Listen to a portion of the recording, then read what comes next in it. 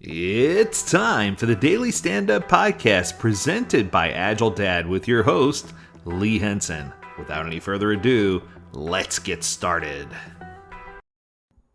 Back in December of 2020, Willem Jan Ageling sent out an article called Scrum 2020 Individual Accountability Creates Silos.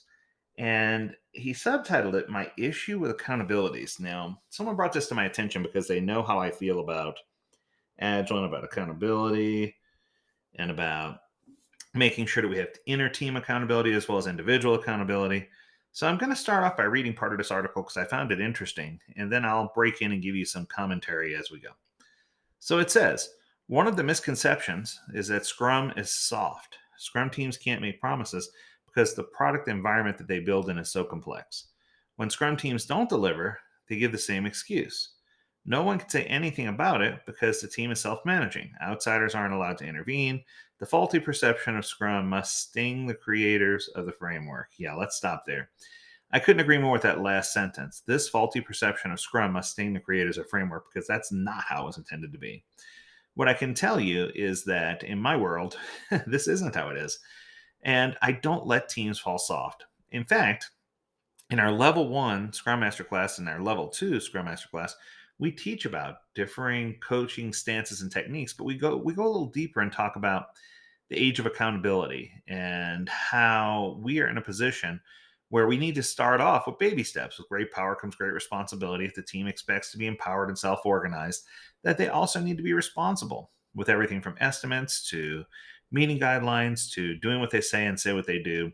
There's a lot of times where we have to allow the team to fail fast in order to get that accountability. Willem goes on to say, Scrum is not like this. Instead, Scrum requires relentless commitment. Without this commitment from the Scrum team and its stakeholders, Scrum really isn't effective. Interesting. So I assume this is why they decided to be clearer in the new Scrum guide, more clear, by adding commitments and accountabilities. I love the emphasis on the two, but I don't like how they implemented accountabilities. Scrum Master, developers, and product owners all have their own accountabilities. But what about the team as a whole? Shouldn't a team be the prime focus? Are the accountabilities incentive for silos within a Scrum team? Okay. So I'm going to break in and say, I believe that you're confusing accountabilities with the author's clear intent to make a delineation between roles and responsibilities and to help people really understand what they should or shouldn't be doing. And I think by holding people to a standard, many people could say that that's an accountability. And I think that's confusion. But let's see where you take it. Let's unpack it and see where you go. So, to most of us, it's clear that Scrum has always been about cross-functional and self-organizing teams. Couldn't agree more. In complex environments, teams need to have autonomy and all the skills required to create valuable products or services. They need to be a purpose mastery and autonomy driven group. This is inhibited when someone limiting a team is telling them what to do. Once again, so far, so good. The new version of the Scrum Guide has many updates on this front. Almost all the updates are effective in underlining the importance of the team. The list of changes is impressive. So the Scrum Guide really made some big changes. And he goes on to say the first change is from self-organizing teams to self-managing teams.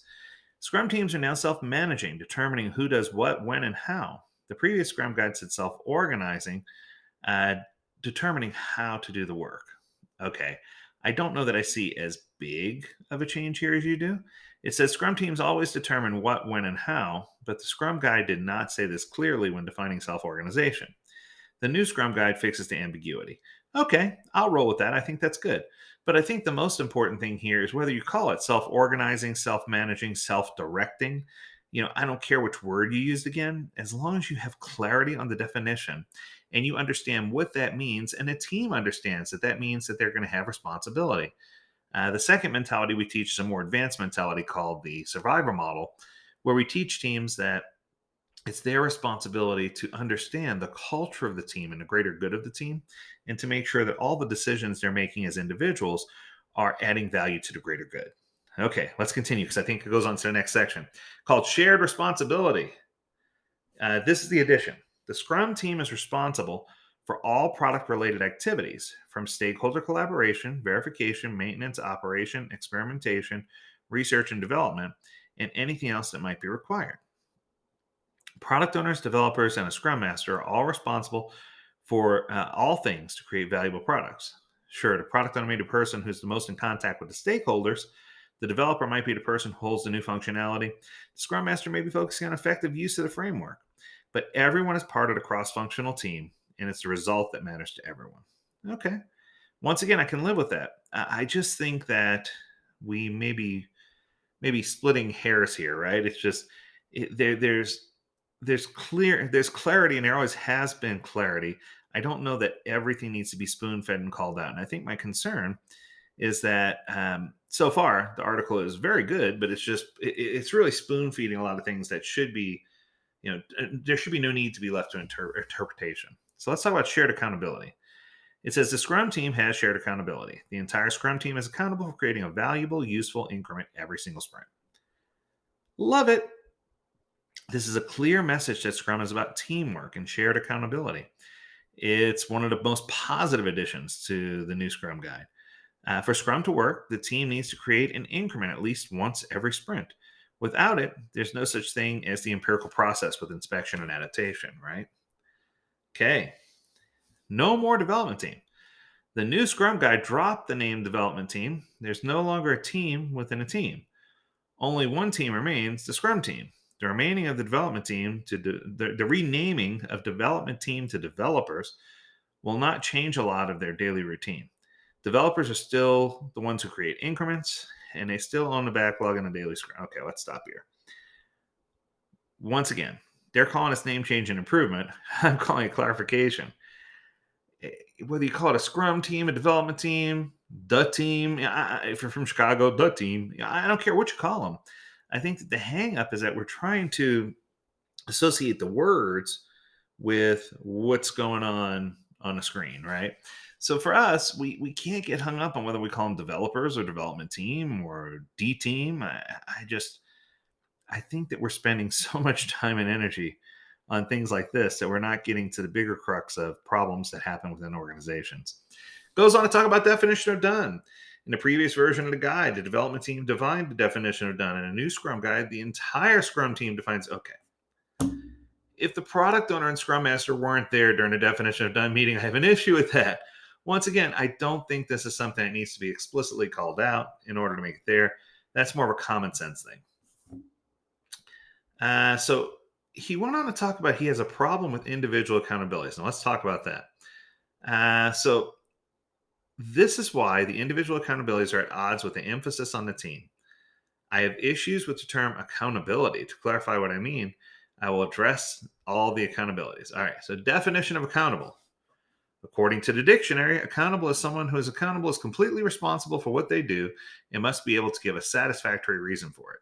Keeping in mind how the Scrum Guide emphasizes a team, let's talk about the developers, product owner, and Scrum Master. Developers are accountable for four things: creating a plan for a sprint, adhering to a definition of done, inspecting and adapting daily to meet a sprint goal, and holding each other accountable to be true professionals. The first three are ways for developers to address their accountability for building a valuable use of increment every sprint from the Scrum Guide. Being true professionals and holding each other responsible for it applies the complete Scrum team. I don't understand why the product owner and Scrum Master aren't part of this. Okay, once again, we're splitting hairs. The Scrum Master and product owner are inherently part of the team. They're inherently holding each other accountable. They're inherently doing everything they can. And I don't feel like this is going to trigger silo level thinking. I think that we're overreacting. For the product owner, the Scrum Guide mentions two accountabilities: maximizing the value of the product that's created by the team, and effective product backlog management. I think this is perfect. I see these as ways for the product owner to address the accountability for being a valuable and useful increment every sprint. Now, to avoid silo thinking, the Scrum team accountability could be rephrased to creating a useful increment of the highest possible value every sprint. The complete team is accountable for the product and not just the product owner role to see to. Okay. Look, back again. I think that we're getting too far into the weeds. We're shoveling things with a spoon that we don't need to. We need to, take our head out of the weeds and look at the bigger picture.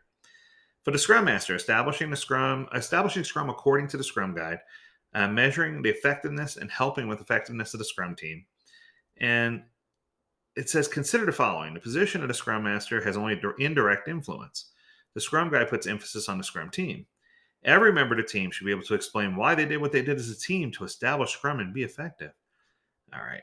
He calls it accountability inflation. He goes on. Look, here's what I think. So I'm just going to call it like I see it. This article overall and premise is a good thing. It is helping people understand the importance of accountability. It is drawing on the importance of us understanding culture, working together as a team, and being inclusive of the product owner and the scrum master as part of our team. And I don't care whether we call it delivery team, development team, design team. There are so many different teams out there. I wish we could just get by saying the team and knowing that everyone was part of the team and that everyone's included. If you think about any major sporting event, nobody ever goes on record and says, for an American football game, for example, no one ever goes on record and says, it was all the running back's fault. If the running back would have done better, no, they just say the team didn't perform in that quarter. Because it wasn't necessarily the running back. Maybe they didn't receive a block that they were supposed to. Maybe there was a hold or something happened that caused a good run to go back. I mean, there's so many things, so many possibilities that could have happened. No one ever says it was an individual receiver's fault. Maybe there was some extenuating circumstances that were happening to the quarterback that rushed him into a bad throw.